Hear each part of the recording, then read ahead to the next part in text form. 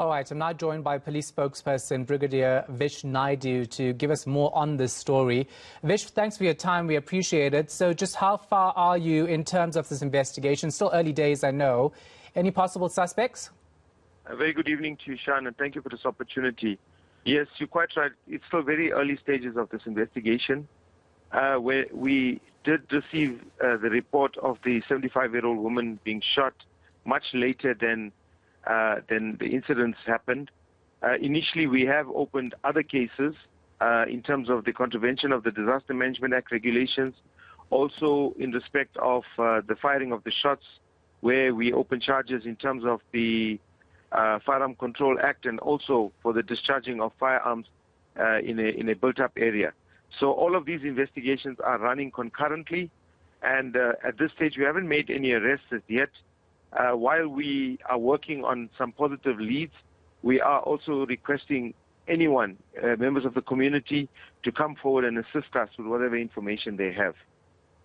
Vish, of course, the funeral was taken live across television stations in South Africa, and it was quite clear seeing some individuals with firearms. Are you looking at that footage to try and identify them? Because they, of course, would be one of the obvious links there. I don't want to go into too much of details on exactly what we have at our disposal, because that might impact negatively on our investigations. But yes, when I said that we're following some positive leads, it includes looking at video footage. Yeah. Vish, were police actually deployed to watch over this funeral? Yes, police were deployed at all three stages of the funeral, from Bekkersdal to Soweto to the cemetery. But of course, before, in anticipation of your question, your follow-up question, I have to say that, you know, in situations like this, you have to assess very carefully the police action against what the possible outcomes may be. And in this particular case, given that people were in possession of firearms, I think it was the best option to rather opt to open cases, investigate those responsible for the crimes that are alleged to have been committed, and then identify and arrest people later. We felt that when the shots were being fired, should police have intervened then, given the confrontations that took place earlier at Bekkersdal and Soweto, we felt that there was potential for loss of life should the police have engaged in further confrontation. Yeah, I guess that is the question, right? And I will ask it nevertheless, because if police were there and they saw people with firearms quite openly, why do they not act right there and then and remove those firearms or tell those people to hand it in? Well, you know, Shahan, as I said, and this question came up in other recent protest actions where we had to, and this was responded to at very high levels, at my level as well, where we say that you have to treat every situation on its own merit. You've got to assess the situation, you've got to understand and weigh against the possible or the potential loss of life against police acting successfully in apprehending people or removing possible dangerous weapons and firearms and so forth. We have acted in situations before where we felt there won't be potential loss of life. After what happened in Marikana, I think it was a big lesson for us, you know, that we've learned there, and that has helped us engage in a much more effective and efficient way. And at this point in time, our priority now is to prevent the loss of life during any engagement. Yeah, but we could have had loss of life because police didn't act here. Stray bullets were fired, and we know that the MKMVA spokesperson, I should say disbanded MKMVA spokesperson, Carl Niehaus, is saying that they could hear gunshots, but they can't identify where it came from. What you're telling me is that you were being careful because of the circumstances of the situation and who these people were, but ultimately a 75-year-old woman ended up being shot. Okay, Shahan, let me explain to you what happened. There were confrontations. There were three areas which the funeral procession went through. It was Bekkersdal, Soweto, and at the cemetery. Now, at the first two when the police tried to intervene and implement or execute the Disaster Management Act regulations, there was huge confrontation. So right there and then we decided we're going to open cases again in terms of the DMA. The shooting took place at the third place, where police were on the outskirts monitoring the funeral when shots were fired in the air. So at that point was the only point that police had seen the firearm. So when the shots were fired, it was not the best option to go in there knowing that people were armed and possibly dangerous. So yes, we take note of the fact that one of the bullets had come down or in whatever way or form and struck the 75-year-old woman. Hence, we opened a case of attempted murder, and we're investigating that with the intention of identifying the person or persons responsible and bringing them to book. Why is the police service so careful around the MKMVA? We saw them outside in Nkandla. We saw them with weapons, saying that they were not going to allow police to enter to take former President Jacob Zuma to jail. And nothing was done back then as well. Are they a law unto themselves? Do our laws not apply to the MKMVA? Shahan, I'm not sure if I should speak in a different type of English, because what I was saying to you is that we're not assessing the situation on the status of persons participating in any action, whether it's a protest action, a funeral procession, or whatever the case might be. We are looking at people, we're looking at situations and the possible threats and dangers that that particular situation poses. And based on that, from our past experiences, we act according to what those situations or as those situations present themselves. It's got nothing to do with what affiliations those people have, whatever the case might be. As you would know, that we have acted in various situations, various circumstances, before, during, and after those situations occurred. People have been arrested, prosecuted, and so forth. So they are done according to the way the situations present themselves. But you find yourself in a similar situation, and I don't need you to use any sort of English except normal English to me. You find yourself in a similar situation when it comes to the MKMVA. This is the second instance in recent times, and that's why I'm particularly asking you about how you approach this group of individuals who carry weapons around quite freely and also talk quite openly against police. Shahan,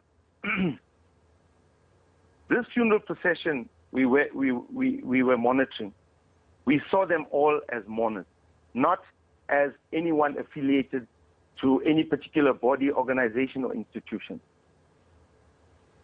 If that is your interpretation of how you saw things, then that's your interpretation. We they saw weren't this mourners, as a Vish, potentially... in Nkandla. We're talking about the funeral procession now. In Nkandla matter... No, I'm talking about a link, and I'm drawing a link between the MKMVA being in Nkandla, and they were left alone, and now at a funeral. That was responded to by the Minister of Police, by the National Commissioner of Police. It was responded to in Parliament, in the media space. Exactly the same situation. We were faced with exactly the same situation here, that there was a potential threat for loss of life if the police acted in a manner that you, as the journalist and the general public, would have expected us to act. So we saw that situation. If we acted and there was loss of life, multiple loss of life, like it happened in Marikana, the accountable people would have been the police, not the media, not the general public. So we assessed the situation and acted according to how the situation presented itself. Okay, I totally understand that, and I know why police have taken this approach. And I'm no expert, but as a member of the public who is possibly living in an area where there's going to be another funeral and the MKMVA are going to be there with weapons, I would want to be protected. And I'm asking you if in future even, if the MKMVA is there and you feel that there's a possible threat that things could turn bad, you're still not going to act with these people brandishing weapons so openly. Is that your approach to everything now going forward because of Marikana? No. It's not going to be our approach for everything moving forward.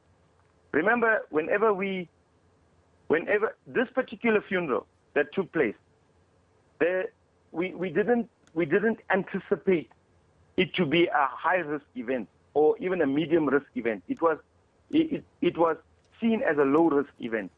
Now, when we assess a particular event and we find that the event is going to possibly be a medium or a high-risk event, then we would put mitigating factors in place.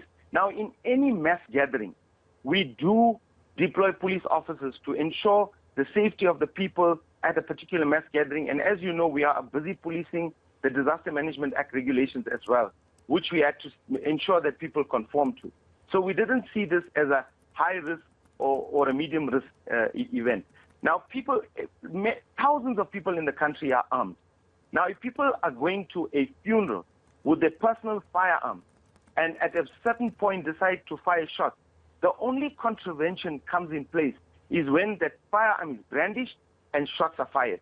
But you cannot stop a person going to a funeral carrying a firearm. Now, in future, if we find people, if we decide to set up a roadblock or a checkpoint and we identify people who are carrying firearms, we can always check their licenses, check whether the firearms are legal or illegal, and confiscate the firearms should they be illegal, arrest the people if the firearms are illegal, and so forth. That is if the situation or the event presents itself as a medium to a high-risk event. Okay, but shots were fired at this funeral. Was anyone arrested after they fired those shots? No, no one was arrested after the shots were fired, but we do have criminal cases open. We are investigating it with the intention of identifying and arresting those people responsible, as I've indicated earlier. Why weren't they arrested when police were right there? There were multiple shots fired from the report I received from various people. So the point now is to identify those people. They were part of a bigger crowd, and as I said, it wouldn't have been practical to infiltrate that crowd at that time, knowing that there were people there firing shots and emotions running high. I'm honestly failing to understand it, because if police were there, these people were firing shots, which was a threat to the public. You say there needs to be a threat to the public in order for you to act. And you had people firing shots right there with police officers watching them, yet they weren't arrested. I think I've answered that question, Shahan. Yeah, and I guess I will not understand your answers to that question. I wasn't sure if that's a question or a statement. But if it's a question that you are answering in a way that is difficult to understand, because you said that police will act if there's a threat to society. You then had people firing shots in the air, which poses a threat to society. Eventually, a 75-year-old woman actually gets a shot in the leg. So I'm failing to understand why police didn't act there and then. Shahan, hopefully I will be saying this for the last time. When the shots were fired, and because the emotions were running high amongst the group of people that were there, it wouldn't have been the best solution for police to infiltrate that crowd and try and arrest people, because there was a very high potential for loss of life, maybe even multiple loss of life, like what happened in Marikana. Now, if that doesn't make you understand, then I'm not sure how am I to explain it further, really. All right. Now we have decided to opt for another approach, which is to open these cases, investigate them, and identify those responsible and arrest them and bring them to book, which we are currently in the process of doing now. Yeah, it's a reactive approach. Which is a safer approach. Option. Pardon? It's a reactive approach. You're taking action after something happened, even though it happened in front of your eyes. But I get what you're saying. We'll leave it right there. You do get what I'm saying, but thanks. No, I do get what you're saying. I just don't accept it. So I'm sorry. Thank you so much for your time. Police spokesperson, Brigadier Vish Naidoo.